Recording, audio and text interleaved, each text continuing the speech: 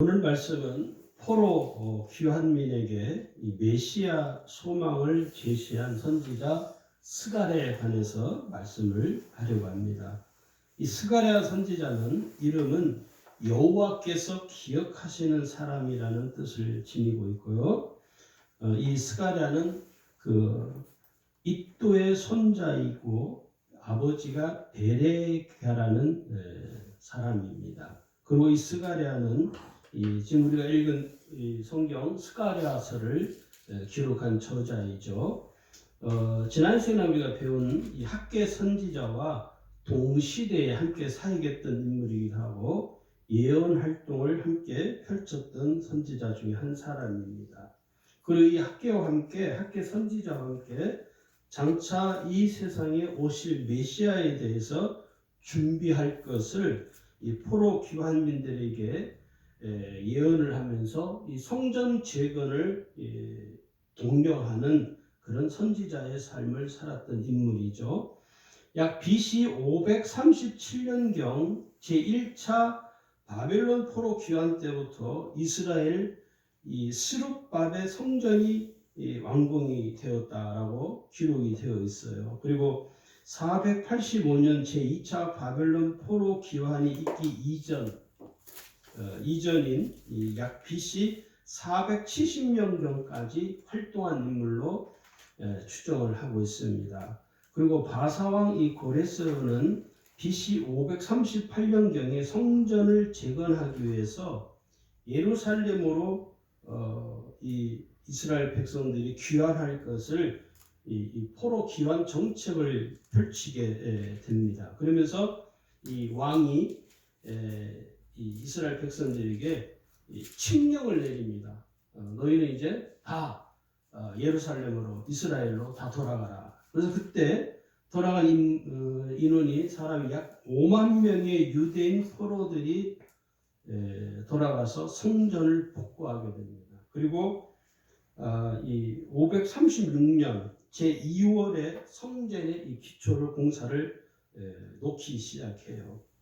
그런데 문제가 이 사마리아인들은 유대인들이 아니기 때문에 성전 재건에 참여하는 것을 거절을 당합니다. 그러면서 이 사마리아인들이 자기들도 성전을 재건하는 일에 동참을 하고 싶은데 아예 원천적으로 봉쇄가 보니까 이 사마리아인들이 성전 재건하는 일을 방해를 해요. 약 14년 동안 이 사마리아인들의 성전 재건을 방해하는 일로 인해서 약 14년 동안이나 성전 재건하는 일이 중단이 되어 버립니다. 이게 이제 역사적인 배경이죠. 그러면서 다시 다리오가 이 바사국의 왕으로 즉위를 하면서 약 BC 522년경에 학계 선지자와 스가랴 선지자를 통해서 그 유다 백성들을 일깨우는 이 작업을 해요. 그게 이제 성전 재건 운동을 다시 펼치게 되는 것이죠. 그러면서 총독이었던 이 스룹바벨과 대제사장인 예수아가 각각 성전 재건 작업을 주도해 나가기 시작합니다. 이게 좀 역사적인 이런 배경들이 있어서 우리가 뭐 성경에서는 이거 자세하게 뭐 이렇게 설명을 하지 않죠. 전체적으로 성경 전체를 이렇게 기록하기 때문에 조금 지루하지만 잘 들어보세요. 유브라데 강의 서편에 이 총독인 다덴네라는 왕에게 글을 올린 글로 인해서 다시 이 성전 재건하는 운동이 작업이 중단이 되어집니다. 그리고 다리오 왕은 그 선왕이었던 고레스 왕이 내렸던 그 성전을 재건하는 칙령을 다시 확인을 해요. 이건 역사적인 기록이 남아있기 때문에 그걸 가지고 다시 성전 작업을 진행하지만 근데 그때 당시 그 시기가 이 유대인들의 이 태도가 다시 돌변을 합니다. 성전 재건을 하는 일이 계속 진행이 되면 괜찮은데 이게 어쨌든 간에 사마리아인들이 방해를 했지만 약 14년 동안 성전 재건하는 일이 중단이 되다 보니까 이 유대인들 마음속에 뭐가 있냐면 성전 재건에 방해를 받는 것은 하나님이 우리와 함께 하시지 않는 거 아니냐라고 자기들 나름대로 자의적 해석을 해버려요. 자기들이 판단을 하는 거예요. 자기 견해라고 그러죠. 그러면서 이 학개 선지자와 스가랴 선지자가 많이 힘들죠. 그래서 이 백성들의 무지를 다시 일깨우기 시작합니다. 애를 쓰죠. 그리고 다시 백성들의 마음을 얻어서 호응을 얻어서 다리오 왕이 즉위한 지 약 6년이 지난 BC 516년경에 성전을 완성을 하게 됩니다. 그러면서 이 스가랴 선지자가 성전 재건하는 일을 통해서 이 유대인들의 영적 생활과 그 다음에 메시아의 도래와 재림으로 이어지는 이 예언적인 사건들에 대해서 계속 이 스가랴 선지자가 선포를 하게 되는 것입니다. 그 장면이 그 1장 1절에서 2절 6절까지 보면 이 스가랴 선지자가 이스라엘 백성들에게 하나님께서 진노하고 계신다는 사실을 상기시키면서 무엇을 촉구하느냐면 회개할 것을 촉구합니다. 이 구약 선지자들 또 제사장들 이 사람들에게 우리가 이제 오늘이 31번째입니다. 이제 2번 더 남았어요. 구약 인물은. 근데 구약 그 선지자들의 인물을 우리가 제가 이렇게 공부를 하면서 준비를 하면서 보니까 선지자들이 가장 먼저 중요하게 하는 것이 뭐냐면 이스라엘 백성들에게 뭘 첫 번부터 강조를 하냐면 회개를 꼭 촉구합니다. 그런 걸 보면 특히 우리가 구약을 읽으면서 느끼는 것이 뭐냐면 하나님은 왜 이렇게 선지자들을 통해서 계속해서 처음부터 일관되게 회개를 백성들에게 계속 강조하고 회개할 것을 촉구하는가 하는 것을 우리가 잘 이해를 해야 됩니다. 예수님도 그 사복음서를 이렇게 보면 예수님이 어떤 메시지를 던질 때 예수님께서 또 사람들이 어떤 기도를 해주고 병자를 고치고 할 때도 꼭 예수님이 그 사람들이 확인하는 게 뭡니까? 회개하라고 했어요. 회개할 것을 예수님도 강조합니다. 이게 신앙에 있어서 회개가 얼마나 중요한가를 우리가 좀 이해를 해야 할 필요가 있는 것이죠. 여기 1장 2절에 보면 스가랴 선지자가 이렇게 말하죠. 여호와가 너희 조상들에게 심히 진노하였느니라. 진노했다는 표현을 쓰죠. 지금 우리가 코로나 바이러스 때문에 전 세계가 지금 몸살을 앓고 있고 특히 이 아시아권은 중국은 말할 것도 없고 일본도 말할 것도 없고 우리나라도 지금 점점 확진자가 더 많이 생기는 추세인데요. 이게 그냥 쉽게 전염병이 왔구나 하고 그냥 지나갈 수 있는 문제가 아닙니다. 예수를 안 믿는 분들은 별로 그렇게 감각을 못 느끼겠지만 우리 예수 믿는 사람들이 생각해야 할 것이 뭐냐면 왜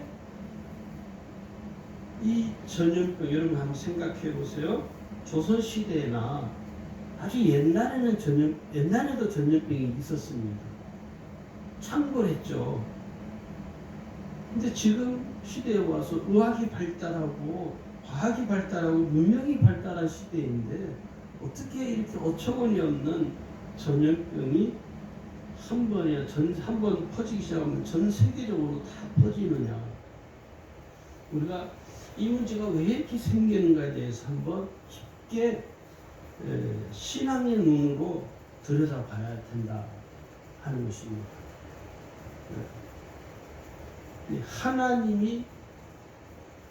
하나님의 섭리 가운데 있다는 것을 우리가 잘 깨닫게 되면 결국 오늘 우리가 하나님의 진노를 사서 이런 일이 발생한다. 저는 그렇게 봐요. 그래서 우리가 내가 개인적으로 하나님 앞에 진노를 살 진노를 당할 어떤 일을 범하지 않은 것 같은데 왜 이런 일이 벌어지지 않을까? 여러분, 때로는 하나님은 개인이 하나님의 진노를 사지 않아도 민족적으로, 국가적으로, 전 세계적으로 하나님의 진노 가운데 들어갈 때가 있습니다. 우리가 그것을 잘 이렇게 볼 수 있어야 돼요. 그렇지 않으면 예수 믿는 사람들도 이런 전염병이 번져가는 것에 대해서 뭐 믿음 없고 그러냐고, 이게 믿음이 없다라고 말할 수 없는 문제거든요. 지금 우리 다음 주 우리 지방에 약 한 200명이 모이는데 기도를 여러분 많이 해주세요. 그 200명이 한꺼번에 교회 한 공간에 들어갔었는데, 제가 그래서 각 교회 담임자들에게, 서기 목사님에게 문자를 보내라고 했어요. 올 때 꼭 마스크 착용할 것. 마스크 착용 안 하면 아예 안 들어보도록 마스크 착용하고, 그 다음에 제가 우리 임원 목사님들에게 손 소독제를 꼭 교회 로비 입구에 비치를 해놓으시라고. 그래야 들어올 때 손 씻고 들어오고. 그래서 이게 성찬식을 지금 해야 되나 말아 제가 고민되는 거예요. 왜냐면 한 200명 성찬을 한꺼번에 해야 되거든요. 그래서 이번에는 성찬식을 하지 말아야 되나 어쩌나 참 고민이 많습니다. 우리 성도들이 기도해 주시기 바랍니다. 어쨌든 간에 우리는 이 회개에 대해서, 회개라는 곧 회개한다는 것은요 고통이에요. 사실은 내가 지은 죄에 대해서 하나님, 제가 이러한 죄를 범했습니다. 나의 죄를 내 입으로 고백하는 것 자체가 사실 쉬운 일은 아닙니다. 그런데 알아야 될 것이 뭐냐면, 회개하면 하나님이 내 심령을 살려줘요. 회개하지 않으면 하나님이 진노를 사지만, 내가 하나님 앞에 힘들고 고통스러울지라도 하나님 앞에 회개하면 하나님이 나의 그 마음의 무거운 짐들을 주님이 다 사해 주신다는 것입니다. 그래서 이 회개라는 건요, 회개하지 않는 사람은 고통이 계속 따르지만 회개하는 사람에게는 뭐가 임하게 되느냐면 하나님의 은혜가 임하게 되는 것입니다. 할렐루야. 네. 자, 이 스가랴가 이제 환상을 보게 되는데요. 환상을 보는 장면이 스가랴 1장 7절에서 6장 15절까지 여러 차례에 걸쳐서 이 환상을 보게 됩니다. 첫 번째 환상이 뭐냐면 말과 말탄 자의 환상을 보게 됩니다. 거기 스가랴 1장 16절에 보시면, 여호와가 이처럼 말하노라. 내가 불쌍히 여김으로 예루살렘에 돌아와서는 내 집이 그 가운데 건축되리니 예루살렘 위에 먹줄이 쳐지리라. 만군의 여호와의 말이니라. 이 환상의 의미가 뭐냐면 열방에 대한 하나님의 심판과 회복되어진 이스라엘에 대한 하나님의 축복을 의미하고 있습니다. 이런 성경에 있는 환상들을 잘 조심해서 해석을 사실 해야 돼요. 자칫 잘못하면 이상한 쪽으로 해석하는 사람들이 많아요. 그 중에 하나가 요한계시록 같은 경우는 그런 환상들을 잘못 해석해서 이상하게 해석을 하는 바람에 성경을 처음부터 끝까지 이상하게 보는 경우가 있어요. 그래서 요한계시록 같은 경우는요, 천년설이 여러 가지가 있습니다. 무천년설, 전천년설, 후천년설, 이런 세대주의 또 천년설도 있고, 이게 무천년설이 옳은 것이냐, 전천년설이 옳은 것이냐, 후천년설이 옳은 것이냐, 지금 그것도 여전히 신학적으로 성경이 성경적이라는 이야기보다도 신학적으로 많이 논쟁이 되어 있습니다. 지금은 요즘은 이제 무천년설을 많이 따르죠. 많은 목회자들이 오래 신학을 오래 했던 분들은 보통 이제 전천년설, 후천년설을 따르고, 지금은 이제 대부분 신학자들이 이 무천년설을 주장을 하고 있습니다. 그런데 목회자마다 다 이게 다 달라요. 그게 이제 이 계시록을 어떻게, 그 계시록에 기록되어진 환상들을 어떻게 해석하느냐에 따라서 이게 내용이 달라지는 거예요. 뭐 그 천년설 가지고 어떤 사람 막 공격하는 사람인데 그건 하나의 주장이기 때문에 무천년설이 맞다, 전천년설이 맞다 논쟁할 가치가 사실 없는 부분입니다.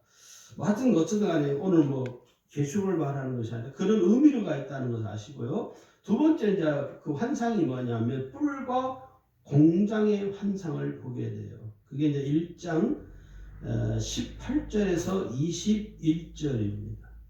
이 환상의 의미는 뭐냐? 이스라엘을 괴롭히는 나라에 대한 하나님의 심판을 의미하고 있는 것이죠. 그게 이제 스가랴 1장 21절에 보면 내가 말하되 그들이 무엇하러 왔나이까 하니 대답하여 이르시되 그 뿔들이 유다를 흩뜨려서 사람들이 능히 머리를 들지 못하게 하니 이 대장장들이 와서 그것들을 두렵게 하고 이전의 뿔들을 들어 유다 땅을 흩뜨려 여러 나라의 뿔들을 떨어뜨리려 하느니라. 이스라엘을 괴롭히는 그 나라에 대해서 하나님이 심판하신 것을 의미하는 그 환상이죠. 세 번째 환상은요, 청량줄을 잡은 자의 환상이라고 합니다. 이 환상의 의미는 뭐냐면 회복되어진 이스라엘에 대한 하나님의 미래의 축복을 예견을 하고 있는 장면입니다. 환상이 여러 가지니까 그 다음에 네 번째는 여호수아의 환상이 있어요. 이 환상의 의미는 뭐냐면 장차 이스라엘을 죄로부터 깨끗하게 하고 제사장 나라로 삼을 것을 의미하는 것입니다. 그게 이제 3장 4절에 있는데요. 여호와께서 자기 앞에 선자들에게 명령하사 그 더러운 옷을 벗기라 하시고 또 여호수아에게 이르시되 내 죄악을 제거하여 버렸으니 내게 아름다운 옷을 입히리라. 이스라엘의 죄를 깨끗게 하고 옷을 벗어버리죠. 또 다시 제사장 나라로 삼겠다는 의미를 가지고 영적 의미죠. 그 다음에 다섯 번째 환상이 순금 등대의 환상입니다. 이 환상의 의미는 왕이며 제사장이신 메시아 때에 이스라엘이 열방을 비추는 그 의미를 이야기하고 있고요. 여섯 번째 날아가는 두루마리의 환상이 있습니다. 이 환상의 의미는 이스라엘의 각인을 향한 하나님의 심판의 혹독함을 말하고 있는 것이죠. 그 다음에 일곱 번째 에바 속에 앉은 여인의 환상이 있는데 이게 스가랴 5장 5절에서 11절에 기록이 되는데 이 의미는 하나님에 대한 이스라엘의 국가적, 민족적인 죄를 제거하는 것을 의미하고요. 그 다음에 여덟 번째 병거의 환상이 있습니다. 스가랴 6장 1절에서 8절에 거기 보면 첫째 병거는 붉은 말들이, 둘째 병거는 검은 말들이, 셋째 병거는 흰 말들이, 넷째 병거는 어룽지고 건장한 말들이 메었는지라. 이방 국가들에 대한 하나님의 심판을 의미하고 있는 것입니다. 이게 이제 8가지 환상이 이렇게 쭉 소개되어 있는데 간략하게 살펴봤는데 이게 이제 이런 지금 시대에도 그러면 하나님이 환상으로 역사하느냐? 지금 시대는 구약 시대가 아니기 때문에 구약 시대처럼 환상이나 예언을 통해서 역사하는 시대는 아닙니다. 그런데 이제 개중에 우리가 잘 분별해야 될 때 이상한 분들 중에 자꾸 예언을 한다고 하는 분들이 계셔요. 그 예언을 잘 살펴봐요. 저는 이제 영성사역을 저는 오래 제가 목회 시작하면서부터 영성사역을 오랫동안 하고 목회자 훈련 세미나 가서 강의도 하고 그러는데 거기 이제 오시는 분들이 대체로 예언 사역이나 축사 사역, 신유 사역 이런 데 관심 있는 분들이 많이 오셔요. 근데 어떤 분들은 와가지고 그러는 거예요. 아이 목사님 나에 대해서 예언을 좀 해달라고. 목사님들이 대부분 그래요. 내가 지금 교회가 교인이 몇 명인데 지금 내가 목회가 이렇게 어려워하고 있는데 하나님이 내게 무엇을 말씀하는지 목사님 저에게 예언을 좀 해달라고. 근데 그런 분들이 의외로 굉장히 많습니다. 근데 목사님들만 그러는 것이 아니라 평신도들 중에서도요, 예언을 해달라고 하는 분들이 오히려 굉장히 많습니다. 그런 분들은 예언 사역이 잘 무엇인지에 대한 이해가 좀 안 되는, 떨어지는 분들이죠. 그래서 이 예언을 하는 사람들은 특히 조심해야, 자칫 잘못하면 예언해 준다면서 뭐를 하냐면 자기의 생각을 말할 때 훨씬 더 많아요. 진짜 많아요. 또 어떤 경우는 예언할 때 녹음을 하는 사람도 있어요. 녹음해가지고 그것만 듣는 거야.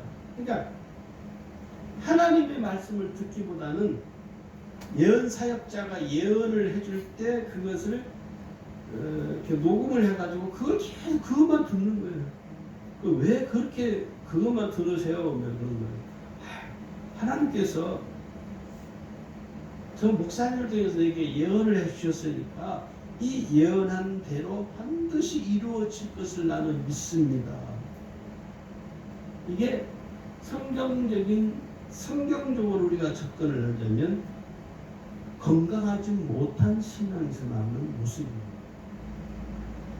예언을 해준 그 녹음을 해가지고 그걸 계속 들을 것이 아니라 뭘 들어야 되냐면 하나님의 말씀을 들어야 되는 거예요.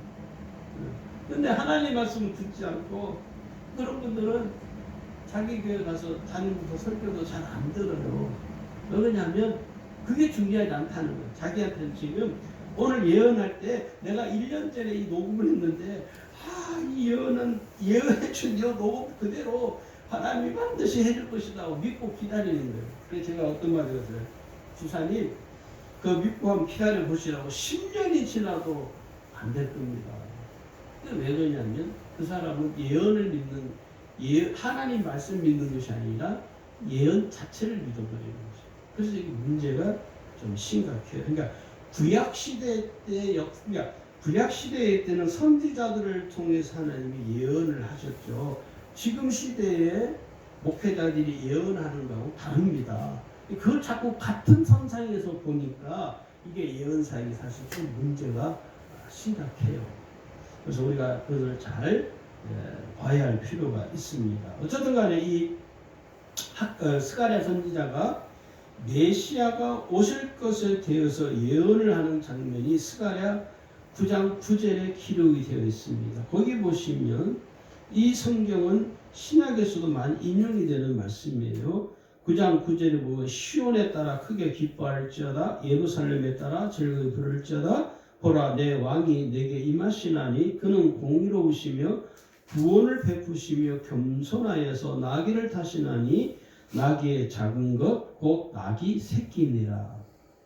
이미자 예수님이 신약시대 때 예수님이 어린 나귀 새끼를 타고 예루살렘으로 입성하는 그 모습까지도 그 일까지도 이미 스가랴 선지자를 통해서 하나님이 예언을 하시고 계시다 하는 것입니다. 그리고 메시아가 이스라엘을 구원하실 것에 대한 예언이 스가랴 9장 10절에서 17절에 기록이 되어 있습니다.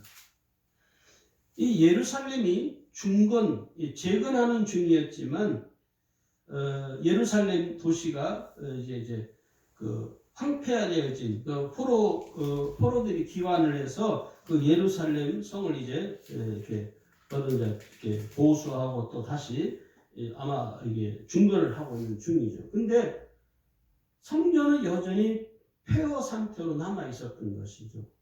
이게 포로로 돌아와서 성전을 먼저 재건하는 것이 아니라 자기들이 거처할 이 생활 터전 이런 것들을 먼저 중건하는 중이었죠. 여전히 성전은 폐허로 남아있던 그때에 백성들이 영적 혼돈과 분열에 빠지는 것을 방지하기 위해서 이 스가랴 선지자가 성전 재건을 시작을 했던 것입니다. 그러니까 이 성전 재건이라는 말은 곧 하나님 중심의 신앙으로 돌아가는 것을 말하는 것입니다. 성전 중심은 지금 시대의 교회 중심의 신앙과 일맥상통을 하고 있는 것입니다. 그러면서 이 스가랴 선지자는 성전 재건을 함께 하면서 이스라엘 백성들에게 강조했던 것이 뭐냐면 메시아가 도래할 것이다. 이제 곧 메시아가 그가 오시면 우리를 구원할 것이다. 이게 어떤 면에서는 이 성전과 메시아 이 사상이 이 신앙이 일맥상통하는 같은 신앙으로 우리가 생각을 해야 됩니다. 그래서 교회는 이 건물이 중요한 것이 아니라 교회는 곧 예수 믿는 사람들이 모여 있는 그 공동체가 더 중요한 것입니다. 여러분, 뭐 교회를 뭐 강남에 가면 막 건물을 막 의리고 대리석으로 짓고 그러잖아요. 우리는 그런 교회에 비하면 우리는 정말 초라하죠. 건물로 외형적으로 이렇게 비교를 해보면. 그런데 하나님 보시기에는 대리석으로 막 몇천 평, 몇십만 명 모이는 교회나 우리 교회나 똑같다는 거예요. 별로 안 똑같다는 표정인데 똑같습니다. 우리가 그것을 나누었을 뿐이에요. 그죠? 하나님 보시기에 여러분 똑같습니다. 할렐루야. 네. 왜? 이 성전은 교회는 하나님의 집이기 때문에. 그래서 오늘 우리는 이 스가랴 선지자를 통해서 이스라엘 백성들에게 성전을 계속 재건하도록 독려하고 그들에게 메시아 사상을 계속 가르치는 이 설파하는 이 가르치는 그 일을 통해서 오늘 우리의 삶에도 우리에게도 이 메시아 신앙, 우리는 이미 이제 오신 메시아를 우리는 만났고 또 그 메시아와 우리는 살고 있지만 우리의 메시아이신 우리의 구주이신 예수님과 우리가 함께 산다는 것이 얼마나 귀한 일입니다. 그래 여러분, 코로나가 지금 우리를 힘들게 하지만 두려워하지 마시고 담대하게 두 가지만 잘하면 돼요. 손 열심히 씻으시고 마스크 꼭 하시고 그러면 뭐 전염병도 쉽게 우리가 이겨낼 수 있습니다. 하여튼 이번 일들을 통해서 특별히 전염병 하는 이 창궐하는 일을 통해서 하나님이 어떻게 지금 이 세계 역사를 이끌어가는가 우리가 그걸 잘 주목해 볼 필요가 있습니다.